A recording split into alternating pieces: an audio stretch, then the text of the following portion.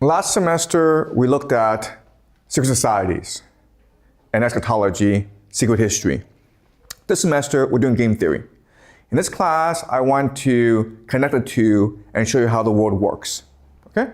So first thing I want to do is go over some popular conspiracy theories about how the world works. And there are different variations, so I'll just go over a very simplified, clear version. Okay? And remember, if there's anything you don't understand, ask a question and make sure you are clear. Okay, so we start with the Knights Templars. Knights Templars is probably the most successful secret society in the world. It was founded in the year 1118 as part of the Crusades. So there were Christian pilgrims who went to Jerusalem. Along the way, they would get robbed. So Knights Templars was a volunteer organization designated by the Vatican to protect these pilgrims. And over time, what happened was that the Knights Templars became a bank as well, where you could deposit your gold with the Knights Templars, and they would give you a receipt, and when you went to Jerusalem, they would give you the gold back, okay?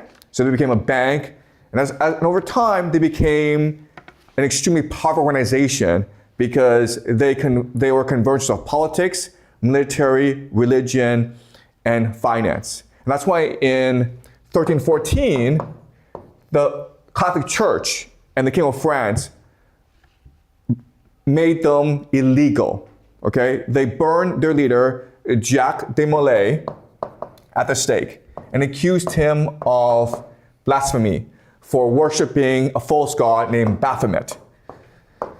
So the Knights Templars were in Jerusalem, and Jerusalem was convergence of all religions.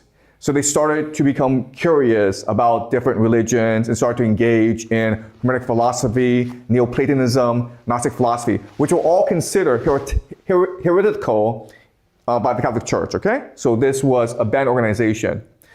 And then what happened was that people speculate that rather than disappear, the Knights Templars re-emerged as the Scottish Rite Freemasons. And why they're important is that they would go on to create the Protestant Revolution, the Protestant Reformation, as well as the Silent Revolution. They conspired to create the American Revolution, as well as the French Revolution. Basically, they create modernity itself. They came to control England and create the Bank of England, which created the modern financial system of today. Then they went on to create World War I, which led to World War II, and now they're conspiring to create World War III, which would then usher in a new world government, okay? A one world government based in Jerusalem, and it will be controlled by an AI surveillance state. And that's why we're seeing data centers being built all around the world, okay? People also speculate that the Knights Templars were able to continue because they had access to secrets. Basically how to communicate with demons, okay? Interdimensional demons. Or Lucifer. And to communicate with demons, you have to make contracts with them through ritual sacrifice. And then what they do is they can take possession of you and offer you secrets. For example, how to live forever, or how to be young forever, or how to build great technology. Okay? They can also tell you how to build nuclear weapons. And so people speculate that the entire point of the one world government and the AI surveillance state is to bring into our world these interdimensional beings so that the elite can live forever. So they can combine with the elite. There are also people who speculate that the Knights Templars go all the way back to Rome and the 13 families, which then became part of Venice. Okay? So there are many different permutations to this conspiracy theory about how the world works. Now, there are lots and lots of issues with this conspiracy theory about how the world works. Okay? First of all, there's absolutely no evidence that any of this is true. We don't know if demons actually exist. There's absolutely no evidence that demons exist. There's no evidence that this is a giant conspiracy that stretched back, 1,000 years. Okay? Second thing is, the elite don't know that this is true.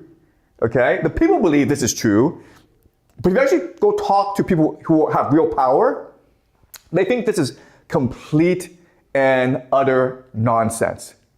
Okay? And the third thing about this is that it's anti-historical, meaning that it is a very simplified version of how things work. It doesn't take into account other factors as well. Also, what we learn in this class is game theory. And this is also anti-game theory. Because one thing that you learn in this class is that when people are in power, they become arrogant, hubris. They become stupid. So it's very common for powerful people to rise and then have a spectacular fall, okay? That's just the iron law of history. So for these reasons, we know this theory is not true. At the same time, there are certain things about this theory that are very compelling, okay? So let's go over some of them. Well, the first thing about this theory that's compelling is that it is very intuitive. What intuitive just means is that if I tell it to someone, it makes sense to that person. It makes a lot more sense than the history that we're taught in school. That's kind of strange, right? None of this is correct, but it's intuitive. Second of all, is that it's explanatory. In that even though this is not factual, it does help us understand how the world works. It's a very clear explanation. Now, the third thing that is the most paradoxical is that it is predictive. Meaning, it helps us predict how things will turn out in the future. And so even though the elite think this is all insane and there's no way they're plotting to create World War III, there's absolutely no way that they're trying to create an AI surveillance state and create a one world government, chances are these things will happen. Okay? So this creates a huge paradox. How is it that this is not factual, okay? This is not at all factual, but it is truthful. Meaning it gives us tremendous insight into how the world works. All right? So this is a paradox. This is all nonsense, but it helps us predict the future. So it's truthful. So what I'm going to do now is try to explain to you how the system really works, okay? So the main thing you need to understand is that this is metaphorical. Metaphorical. It is not literal. Okay? So what I'm going to try to do now is try to factually explain to you how the world works, okay? And what you will see is that this is a metaphorical explanation for how the world works. It's a good story that people can understand and help them appreciate the nuance of this world. But now I'm going to tell you how it works literally. Okay? All right. So the first thing I'm going to explain to you is that there are people in this world, they're mystics, they're occultists. And they spend all their time trying to figure out how the universe works, okay? They're trying to uncover the secrets of the universe. And And there are different secrets, right? There's astrology. Okay? The movement of stars can determine people's fate, okay? The idea of astrology. Then you have alchemy, how to turn nothing into gold, how to turn lead into gold. Then you have eschatology. Eschatology is how the world will end. What's the point of the universe? When will God come to the earth, okay? Then you have sacred geometry. Think of sacred geometry as like particle physics, which is the underlying essence of the universe, okay? So occultists, and these could be poets, philosophers, mystics, they spend all their time thinking about what is the fundamental truth of the universe. And then there are people, okay, who seek power, wealth, and fame. All right? And what they recognize is that if they really want to seek power, wealth, and fame, they need to know these secrets as well. So what happens is that they form secret societies in order to access these secrets of astrology, alchemy, eschatology, and sacred geometry, and then implement it in the world in order to create power, wealth, and influence for themselves. Okay, does that make sense? The thing to understand is that there are many different occultists, many different secret societies, and this all creates very different combinations. Okay, but they're all trying to do the same thing, which is trying to achieve an eschatology. All right? The third element is that you need certain individuals in order to propel society forward, in order to achieve the eschatology of the secret societies, okay? And these people are like agents that the secret societies sponsor. And historically, these people included Julius Caesar, Napoleon, Hitler, Stalin. Today we have Trump and Putin. Okay? All right? So these are agents or maybe messianic figures or even scapegoats that secret societies promote in order to push forward a particular agenda. All right? And remember that it looks simple, but it's not, because there are different occultists with different ideas, and then there are different secret societies who are competing against each other, and they're promoting different individuals in order to achieve their particular vision. All right? What drives these individuals like Julius Caesar, Napoleon, Hitler, Stalin, Trump, and Putin is that they themselves believe that they're the real sons of God. Okay? They're the true Messiah who's going to lead the world forward. And the secret societies, these occultists, are just useful idiots. Okay?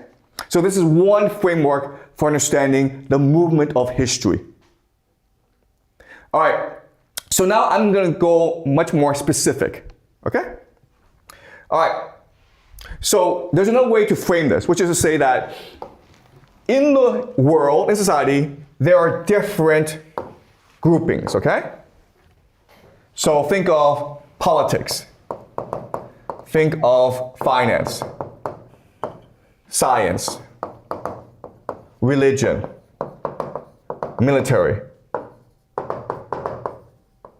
Okay? Now, the thing about each of these different fields or disciplines is that you have a diversity, a range of behavior with different belief systems. Okay? So each of these different disciplines have their own diverse fields of belief. At a particular point, there is a convergence amongst these different fields. Okay? What makes them converge is the fact that in each field, you have certain individuals, an extreme minority, who seek power, order, and control. Okay? So again, in each field, you're going to have a range. And on one extreme version are those who hate power, but on the other extreme version are those who love power. Okay? And people who love power, order, and control of all these different fields are going to come together and they're going to work together in order to achieve power, order, control, and we call these people secret societies. Okay? Because they're bounded by a similar interest. Now, what's really interesting is that over time, as society becomes much more larger, these different fields expand in size, creating greater diversity. And what happens is that this convergence becomes much stronger in society. And the reason why is that these different fields are not able to coordinate together, but the people inside this convergence are able to coordinate together, which gives them a huge advantage in society. Okay? Which means that they're able to achieve power, order, and control much more likely. Okay? So what's interesting is that as society declines, because it's become much more bureaucratic, much too large, much too corrupt. These secret societies, in fact, become much more powerful over time because they're able to stay much more cohesive. Okay? Now, once these secret societies are formed, what you'll discover is that there are a huge number of these different secret societies. Okay? And a different individual can join different secret societies. And these secret societies can come from the fact that they went to a certain school, or they grew up in a certain religion, or their families. Okay? There's different combinations. And these secret societies are in competition with each other. And so the criteria for the competition are three things. Okay? Legitimacy, authority, and unity, cohesion. Okay? Why are you more legitimate than other secret societies? Why do you have more authority, expertise than other secret societies? Why are you much more unified than other secret societies? Okay? To solve this problem, what the secret societies will do is they will go back in time and reimagine history to show that they are connected with the entirety of history. Okay? So what they'll say is, okay, well, we got to start not today in our school, but because we're connected to the Freemasons, or they're connected to the Knights Templars, okay? So they go back and create a cosmology that explains their origins. And obviously, the further you go back in time, the more legitimate, the more authoritative you are. Does that make sense? All right, so they're going to go back and they're going to create their own history, and that's why people think that they stretch all the way back to Rome. Okay, or maybe Babylon. And what allows for people to believe that this is continuous is the fact that the elites in each particular time behave the same way, which is that they're all seeking power, order, and control. And those who win out have three particular characteristics, okay? First of all, these are people who are addicted to power. They obsess about it. They're obsessive about it. They will do everything possible in order to obtain more power. And power is expansive and all-consuming, okay? Meaning they cannot stop but try to obtain more power. They behave in a certain way that looks as though they are possessed by demons.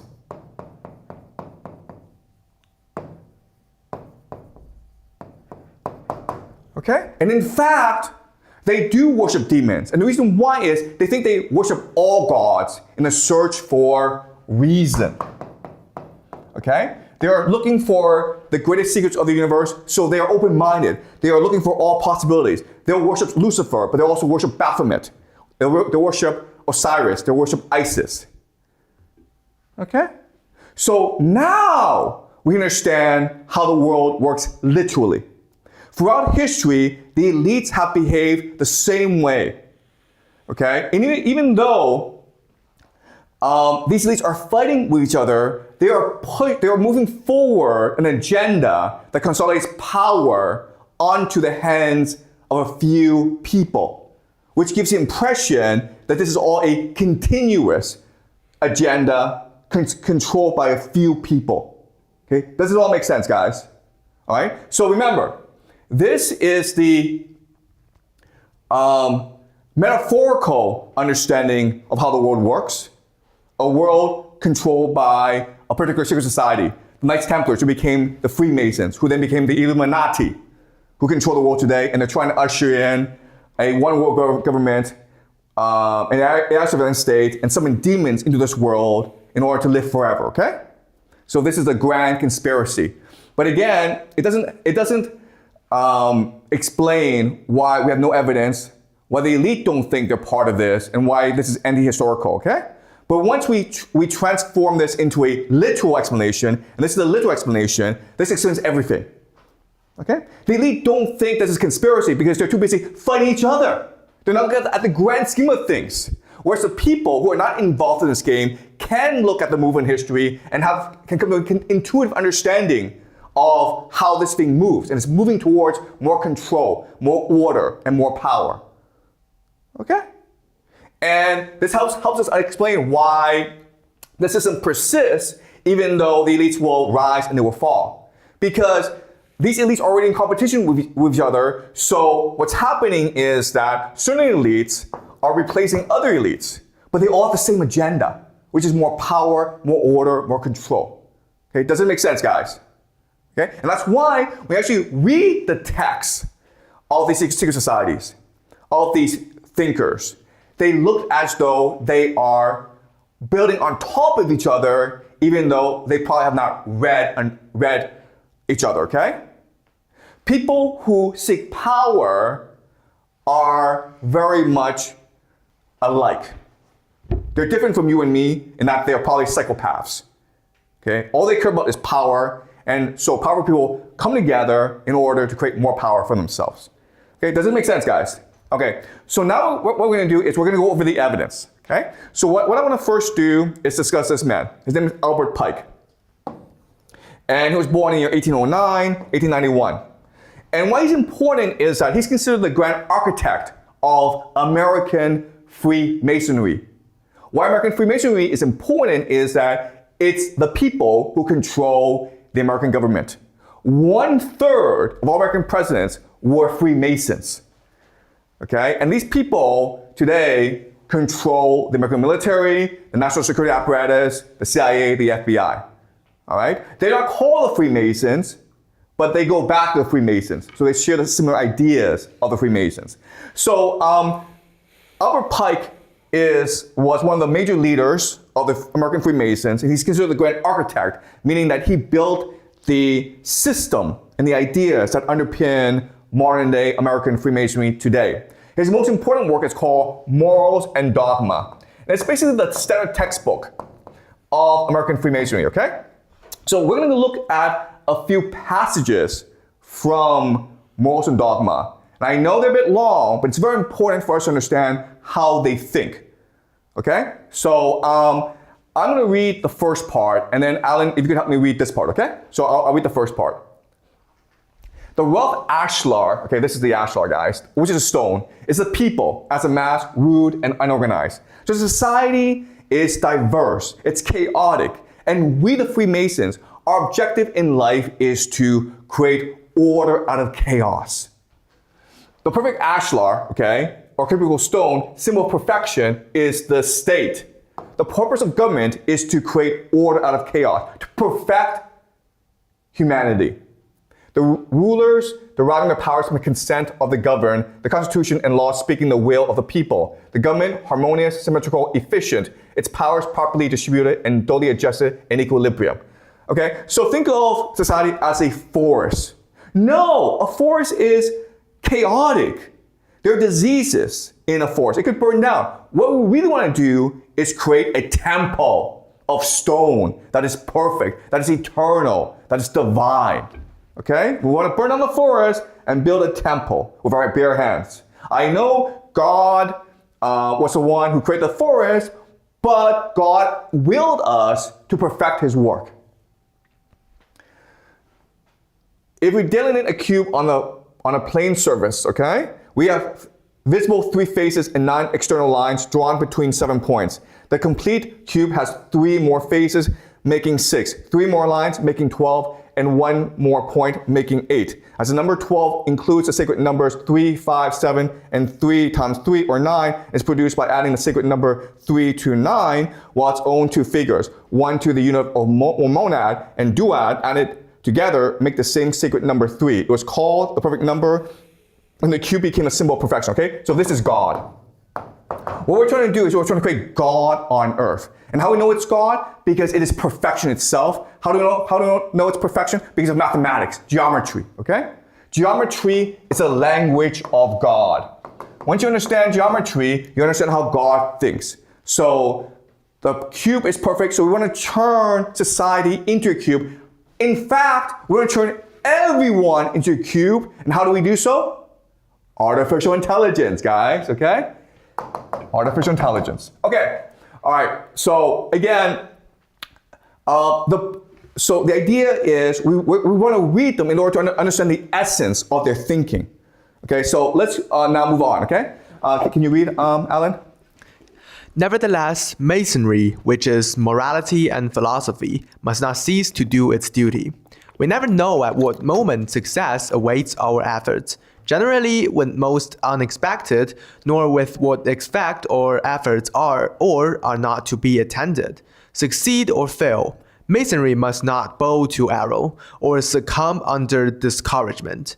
There was at Rome a few Carthaginian soldiers taken prisoners who refused to bow to Flaminius and had little of Hannibal's magnanimity.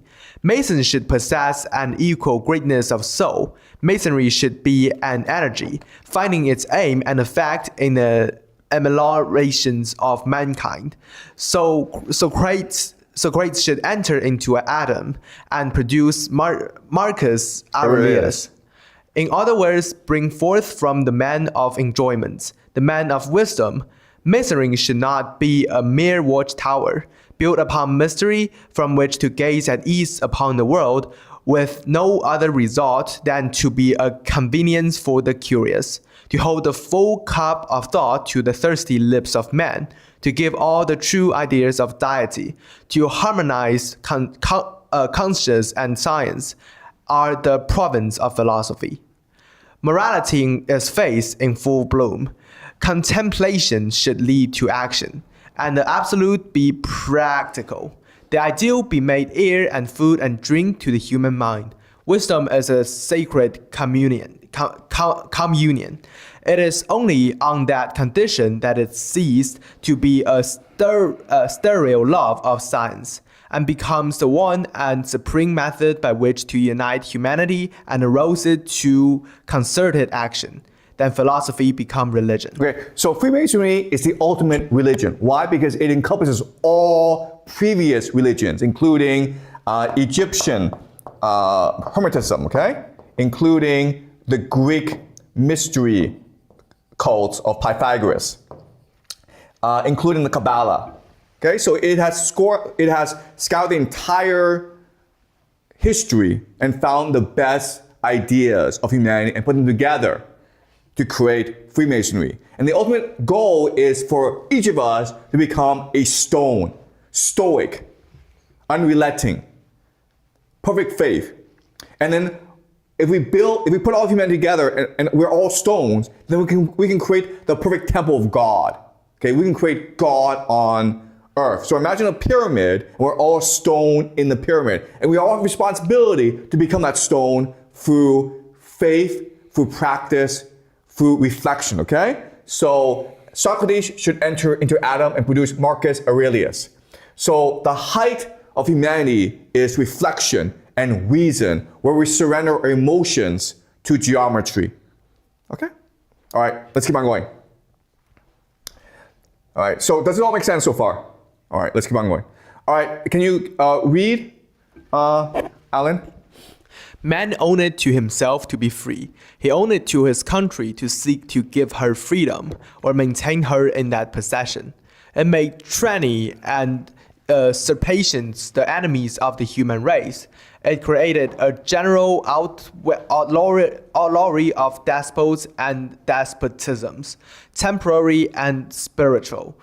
The sphere of duty was immensely enlarged. Patriotism had, henceforth, a new and wider meaning.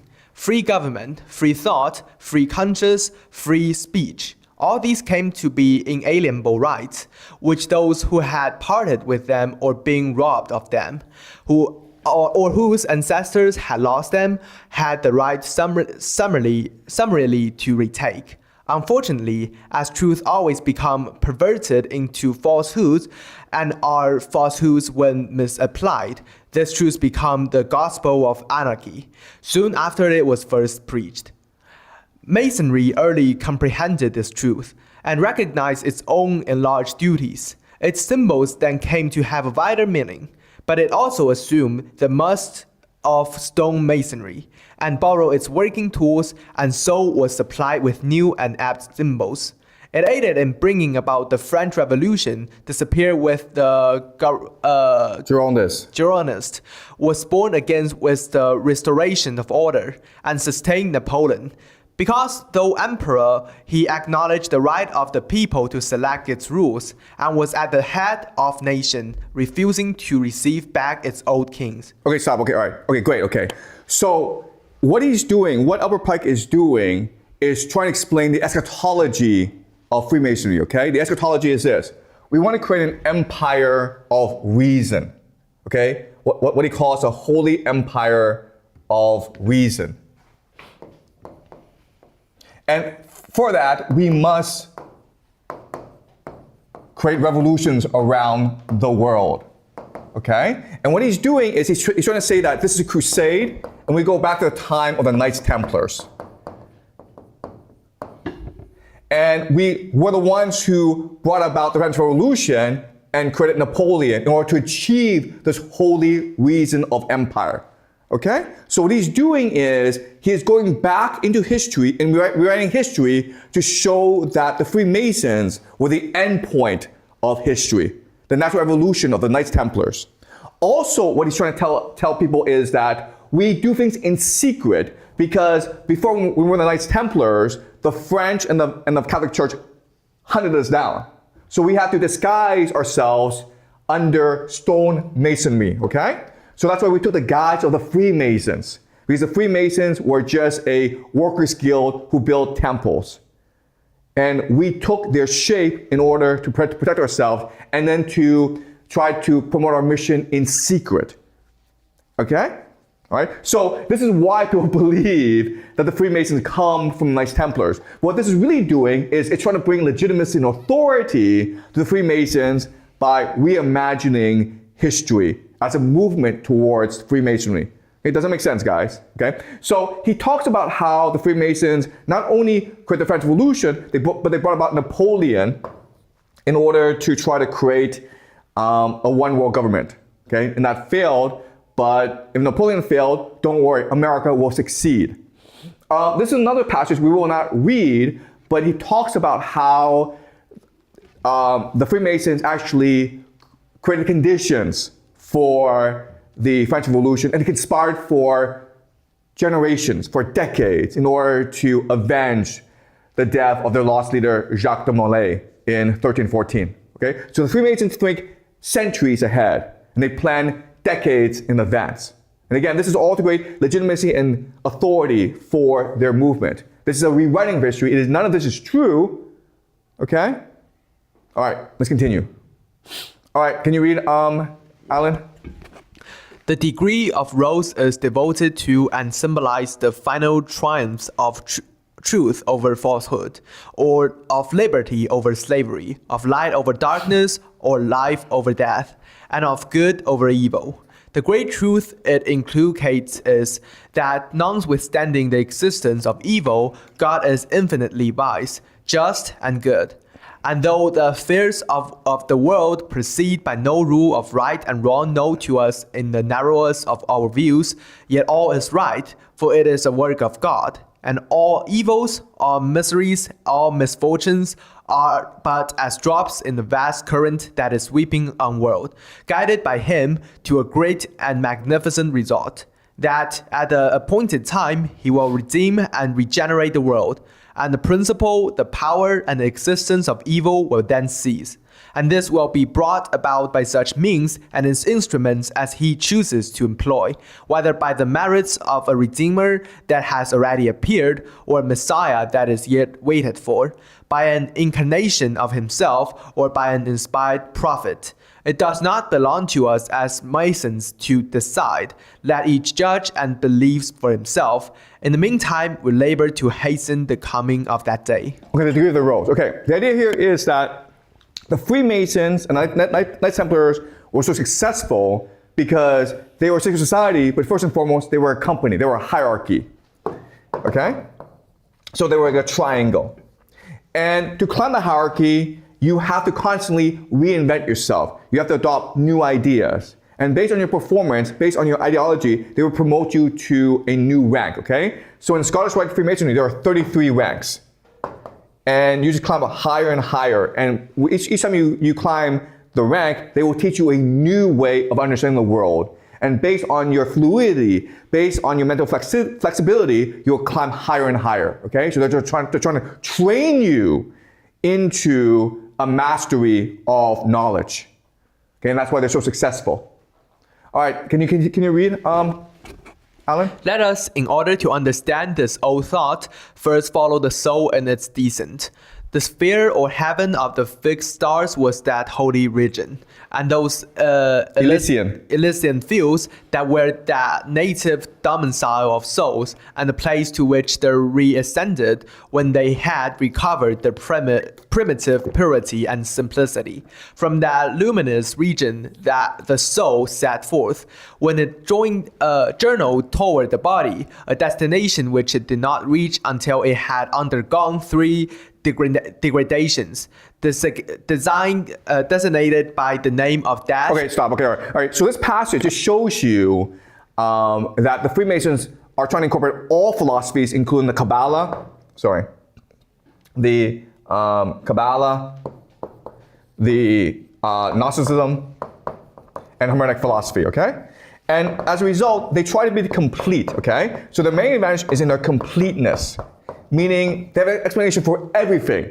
So what they're trying to tell us is that we are first and foremost souls that came from heaven. And why do we come to heaven? To experience the world. And we become trapped in our bodies because our bodies want to experience sensual pleasures, but our souls want to only experience spiritual pleasures. So the world is a spiritual war in ourselves, between our material selves, which want sex, food, and money, and our spiritual selves that seek connection with reason, okay? And the way to defeat ourselves is through geometry, by turning ourselves into a sacred cube that connects back to the divine. All right? Okay, can you read, Alan? Question. What is to us the chief symbol of man's ultimate redemption and regeneration? Answer. The fraternal supper of bread which nourishes, and of wine which refreshed and accelerates, symbolical of the time which is to come, when all mankind shall be one great harmonious brotherhood, and teaching us these great lessons, that as matter changes ever, but no single atom is annihilated. Okay, all right, stop. Okay, all right. So this is the idea of fraternity. And how do you create a fraternity?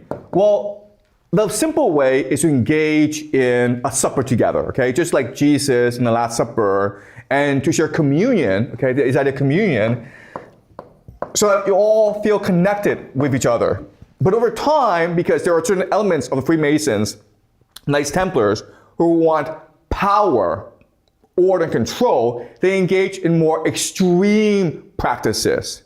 And so what they will do literally is they will eat the dead corpse of an old Freemason in order to connect themselves to each other as well as to their past. Okay? They believe that the Freemasons, if through tremendous spiritual sacrifice, are able to congregate, inhabit spiritual energy that still resides in the body. So they will dig up the corpse and then eat that corpse in a commune, in a dinner, okay? All right? So again, the thing about secret societies is that those who are the most extreme, those who are the most fanatical, will win out in the end. Okay? All right.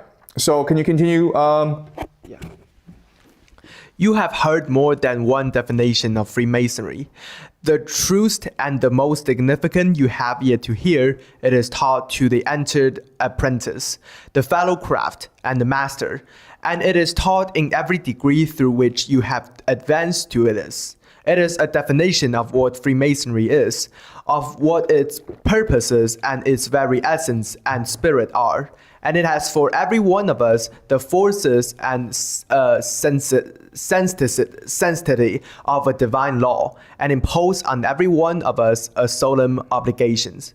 It is symbolized and taught to the apprentice as well as to you by the compass and the square, upon which, as well as upon the book of your religion and the book of law of the Scottish Freemasonry, you have taken so many obligations. As a knight, you have been taught by the swords, the symbols of honor and duty, on which you have taken your vows. It was taught you by the balance, the symbol of all equilibrium, and by the cross, the symbol of devoutness and self-sacrifice. And all that these teach and contain is taught and contained for enter apprentice, knight, and prince alike, by the compass and the square. For the apprentice, the points of the compass are beneath the square. For the fellow craft, one is above and one beneath. For the masters, both are dominant and have rule, control, and empire over the symbol of the early and the material.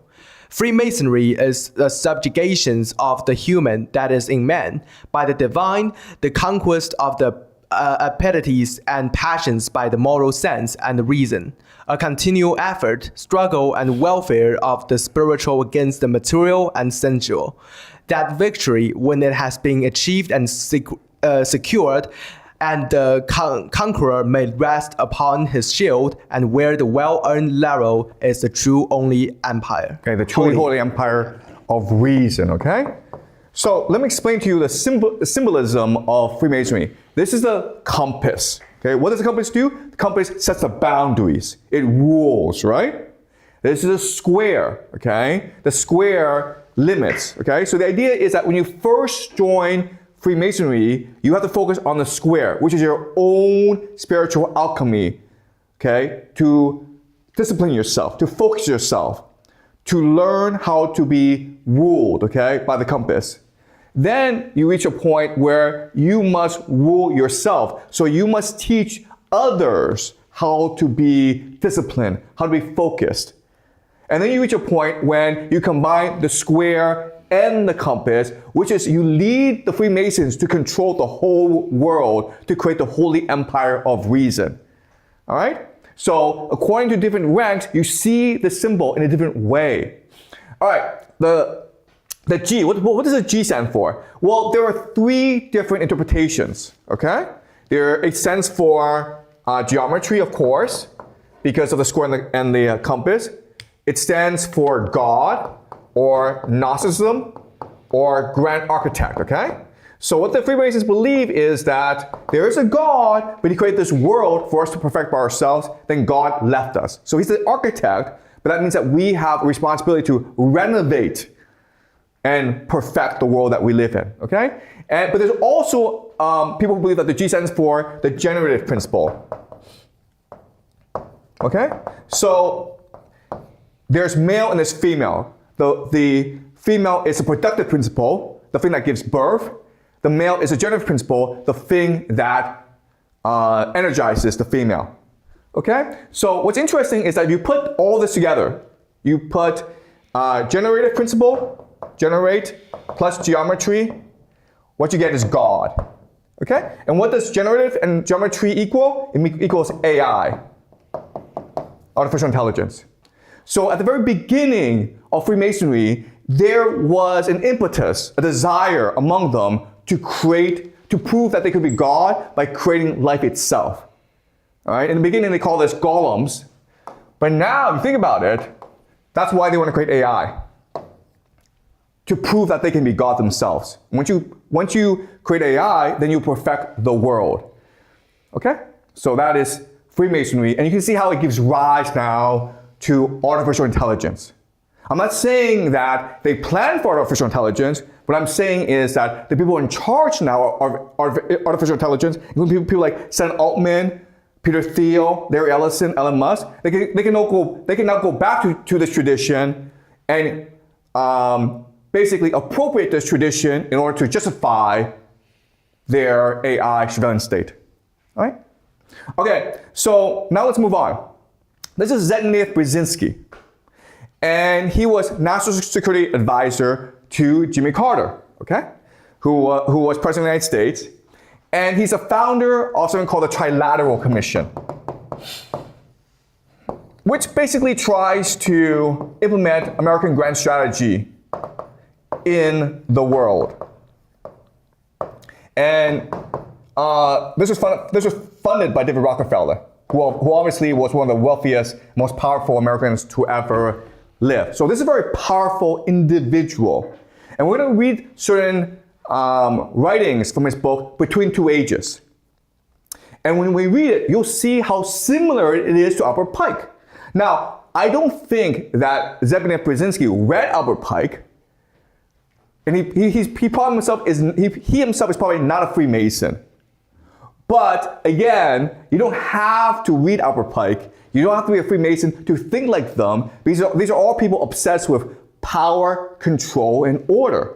And they're going to look for elements of different religions in order to justify their pursuit of power, order, and control. Okay? So this is from the book Between Two Ages.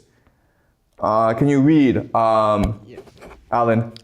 The emergence of a large dominant party alongside the more narrowly focuses and more intensively doctrinal groupings on the right and the left could accelerate the trend towards such technological managerialism. Such a large dominant party would combine American society's quest for stability with its historical affinity for innovation, relying on scientific growth to produce the means for dealing with social ills.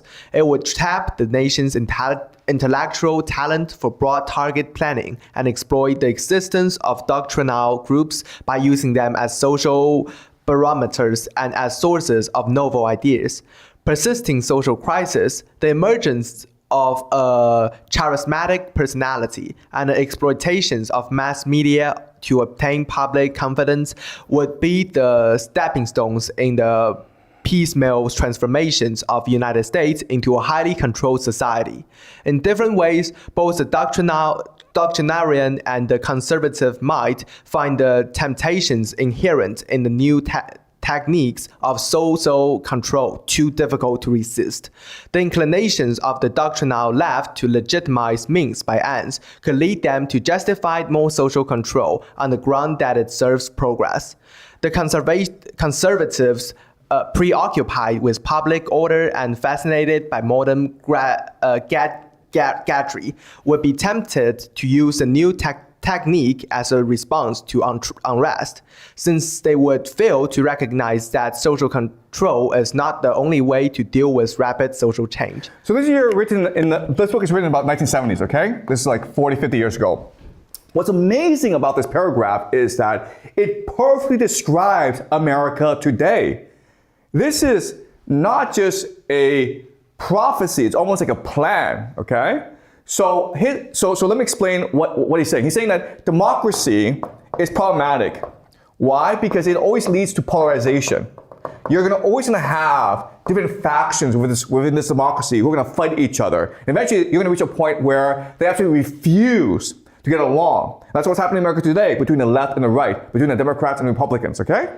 And he's saying this is going to create a series of crises, social crisis. And the solution, he believes, is a technocracy. All right? So basically, a bureaucracy in Washington, D.C., run by engineers who use artificial intelligence, who use data and statistics in order to better govern society, and who are better able to use this social polarization in order to better manage society. Okay? And this is a really, really interesting sentence. Persisting social crises. Okay? So what's happening in America right now is the divide between the left and right. The emergence of a charismatic personality. Who's that person? Charismatic personality? Donald Trump, guys! And the exploitation of mass media, okay? So just basically social media in order to indoctrinate and brainwash you. To obtain public confidence would be the stepping stones in the piecemeal transformation of the United States into a highly controlled society, a AI surveillance state. So what he's saying is this. Eventually you'll reach a point where the divide will be so vast, the economy will be in such trouble, the people will be so angry that they will demand a Napoleon or Julius Caesar to arise to lead them into a dictatorship. And this could be a good thing because this could create a technocracy which would be better able to govern society, okay? All right? So this is a continuation of the Freemason project of trying to create order out of chaos. All right? And what he's saying is this. It will be the conservatives, the Republicans, who will win out in the Civil War because they're the ones who are preoccupied with public order and gadgetry, okay? They are the ones who will want the AI surveillance state. Okay? Once you have the AI surveillance state, you now have the technocracy. And the world will be perfect. All right? Does it make sense to you guys, what he's saying here? This is an amazing paragraph written 40, 50 years ago. So I'm not saying he's a Freemason. I'm not saying he's part of secret society, but he sure thinks like a Freemason. All right, let's continue.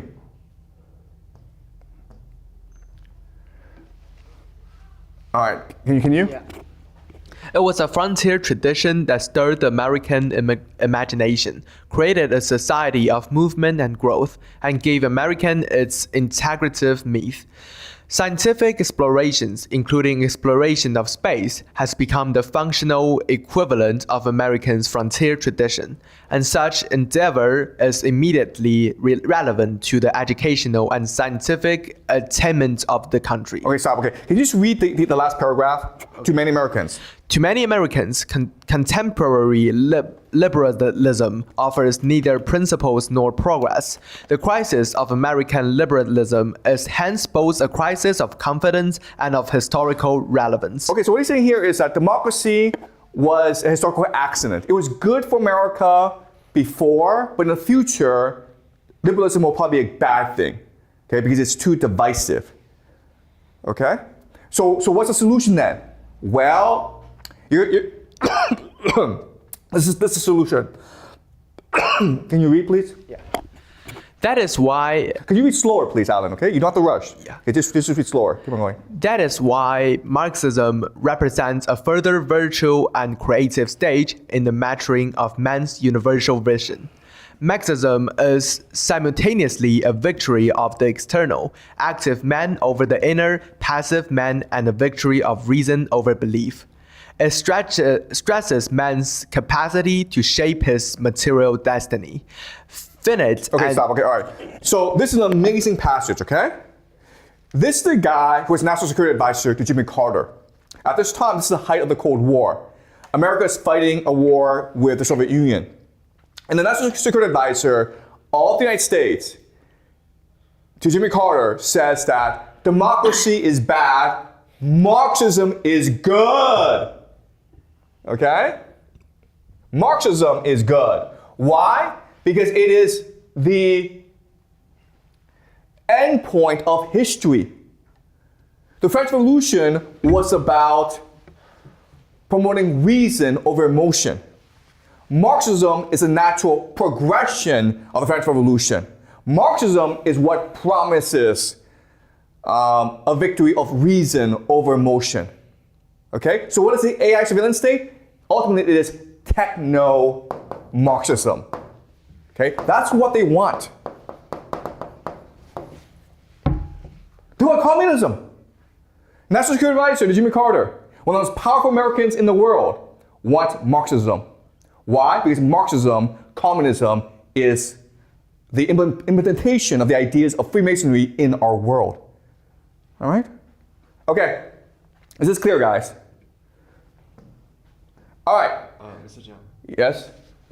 So, what is the techno-Marxism? Yeah, I'm explaining, okay? All right, so this is Larry Ellison. And Larry Ellison probably doesn't read books. Okay, he's probably never read Albert Pike. He's probably never read Zbigniew Brzezinski, okay? But he's one of the most powerful men in America because he founded a company called Oracle. Oracle. All right? And this is him with Donald Trump announcing something called Operation Stargate. So they're going to build data centers all around the United States in order to create their AI surveillance state. Now, Larry Ellison is one of the most powerful men in the world, but his background is very, very interesting. He founded a company, Oracle. At that time it was called RSI. This is from a biography of Larry Ellison called The Difference Between God and Larry Ellison, okay? And it talks about how in the first 5 years, his company was terrible. They were a database company designed to collect data and then organize this data in a way that was useful to companies and to governments, okay? But they were so bad, if you put data into this computer, they lost all the data. They were just incompetent. But who were their clients? It's the CIA and the Navy, who had unlimited money. Okay? So the company is incompetent, destroys data, but the government kept on supporting them. Okay? Can you read, Alan? The funny thing was, the early customers did not really mind losing money or data. Even though RSI never really delivered what the CIA wanted, the agency was not upset. Engineer Kirk Bradley remembered a CIA employee telling him, "We bought the things knowing damn well it wasn't going to work. We're buying an idea." Add or tape do George did not satisfy the Navy either. But it did not matter. We were buying a Wright flyer with the expectations that we would probably have an airline in a few years. The Navy John Scale said. The Navy understood that Oracle might crash and burn at any time, yet it was exciting to try to make it fly, Scale said, with a hint of irony. This is really confusing, okay? The CIA, the Navy, you're gonna hire a company because the company's gonna do it cheaper and faster and more effectively than you can do it, right? But what happened with Oracle is that it cost them a lot of money, they weren't getting what they wanted, and they had to put their own resources to create Oracle. They had to help Oracle come into being. So Oracle and Larry Ellison are both creations of the CIA and the Navy. Why would they do that? Okay? That's a very curious question. I don't know the answer to this. It might be because Larry Ellison is just a really charismatic guy. It may be because he has relatives who work for the CIA. It may be because he got really lucky. Who knows? But this is a very curious fact about how these companies like Oracle started. All right? We're also going to talk about this guy, Peter Thiel. Peter Thiel is probably one of the most powerful men in America right now. I think he's actually much more powerful than Elon Musk. Why? Because in 2016, he recognized the potential in Donald Trump and he supported Donald Trump's campaign. He also saw the potential in J.D. Vance and he supported J.D. Vance's venture capital career as well as his Senate race. And then he promoted J.D. Vance as the VP for Donald Trump, okay? And when you read Peter Thiel, even though he's an entrepreneur, he actually reads like a Freemason. It's really, really strange. Okay, so this is from his book, From 0 to 1. Okay? And he's talking about how to build a great company. And what he tells you is this. If you want to build a great company to compete against other companies, you're an idiot. Competition is for losers. Capitalism is for losers. What you want is monopoly. What you want is communism. What you want is to dominate. Okay? And that means you need a secret in order to monetize. Okay, can you read, Alan? Can you read slowly, please? Yeah. There are two kinds of secrets: secrets of nature and secrets about people. Natural secrets exist all around us. To find them, one must study some undiscovered aspects of the physical world. Secrets about people are different. There are things that people don't know about themselves or think they hide because they don't want others to know. So when thinking about what kinds of company to build, there are two distinct questions to ask. What secrets is nature not telling you? What secrets are people not telling you? If you find a secret, you'll face a choice. Some are more dangerous than others, as false tells Wagner. The few who know what might be learned, foolish enough to put their whole heart on snow, and reveal their feelings to the crowd below, mankind had always crucified and burned. Unless you have perfectly conventional beliefs, it is rarely a good idea to tell everybody everything that you know. So what do you tell? Whoever you need to, and no more. In practice, there always a golden means between telling nobody and telling everybody, and that's a company. The best entrepreneurs know this. Every great business is built around the secret that's hidden from the outside. A great company is a conspiracy of change the world. When you share your secret, the recipient becomes a fellow conspirator. How do you build a great company? You create a secret society. All right? And what's a secret society? You access the occult. Okay? If you really want to make a lot of money, guys, don't spend your time programming and looking for the best technology. Don't do that. That's a waste of time. Look at the occult. Figure out the secrets of humanity. Figure out the secrets of the occult and build your company around that idea, and you will come to dominate. All right?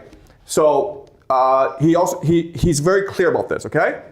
What he's saying is that if you want to start a company, start a religion first, man. Okay, can you read, Alan? Yeah. The best startups might be considered slightly less extreme kinds of cults. The biggest difference is that cults tend to be fanatically wrong about something important. People at a successful startup are fanatically right about something those outside it have missed. You're not going to learn those kinds of secrets from consultants, and you don't need to worry if your company doesn't make sense to conventional professionals. Better to be called a cult or even a mafia. Okay, all right, okay, does it make sense, okay? He's saying it literally now. Start a religion or start a mafia, it doesn't matter, okay? Now, Peter Thiel is important because he is a mentor to two individuals, Mark Zuckerberg as well as Sam Altman. Remember from last week, we read Karen Howe's book, Empire of AI, where Sam Altman says that the most successful founders do not set out to create companies. They are on a mission to create something closer to a religion. All right? So he's basically using the words of his mentor, Peter Thiel. This is also what Sam Altman said. People talk about how much energy it takes to train an AI model, but it also takes a lot of energy to train a human. It takes like 20 years of life and all of the food you eat during that time before you get smart. Okay? So these people literally see no difference between an AI and a human. You're just energy to be exploited. Okay? You're just an energy that I need to turn into a cube in order to create my holy temple of reason. All right? And this is another friend of Peter Thiel's called Alexander Karp, and together they founded a company called Palantir. What is Palantir? Palantir is the ultimate AI surveillance company. Okay? So Oracle creates databases of information. Everything about you is in an Oracle database. Palantir then takes this information and predicts how you will behave. Okay? And this is the Palantir manifesto called the Technological Republic. They're not Freemasons, but they might as well be Freemasons, okay? So this is the manifesto, and it basically says that we need to create a technocracy. That's all it's saying. We're going to create a technocracy, an AI surveillance state, and that's a good thing, all right? All right, and I will leave you with this. Peter Thiel, for the past few years, has been giving speeches around the world talking about the Antichrist. Okay, what's the Antichrist? how much does an Antichrist rise to power? By playing on our fears of technology and seducing us into decadence with the Antichrist's slogan, peace and safety. The Antichrist is anyone and everyone who opposes the AI surveillance state. Okay? So you might think, no, wait. Isn't it more logically to believe that the AI surveillance state is the Antichrist? No! Peter Thiel was saying, no, it's the opposite, guys. It's you oppose the AI surveillance state, then you're the Antichrist. And the Antichrist is evil. Therefore, we have to destroy these people. Okay? Whoever prevents us from building the AI surveillance state is pure evil. And once you understand this, then we will achieve our holy empire of reason. Okay? Any questions, guys? So can we understand the Freemasonry, which is the kingdom of reason, as a kind of brainwash? Okay. Freemasonry is a group of people who practice certain things. And at the very heart of Freemasonry is an eschatological vision of trying to achieve the end of the world, which is a one world government based in Jerusalem, and where everyone obeys this government. And if you obey, then the world is perfect. Okay, does that make sense? Yeah. Okay, and so how do you get people to obey? AI, right? You don't want to work out, you don't want to study, you don't want to work and pay taxes? Well, let's have an AI in your head, a microchip in your head that tells you, no, Vincent, you should pay your taxes. No, Vincent, you shouldn't drive drunk. Okay? And that's the idea. It's about alchemy, human perfection, trying to turn you into an obedient robot that can be programmed. Okay? Does that make sense? But it's a good thing, because once we do that, there'll be peace, there'll be happiness, there'll be safety. It's a good thing. Yeah? But if that was a good thing, like, what matters about human subjectivity if the AI fully controls you? Human subjectivity is bad because it leads to sin, it leads to errors, it leads to confusion. You understand? If we all think alike, the world is not perfect. We now achieve a common brotherhood of humanity. We now achieve God. If everyone thinks alike. And that's what AI can do for us. Any more questions?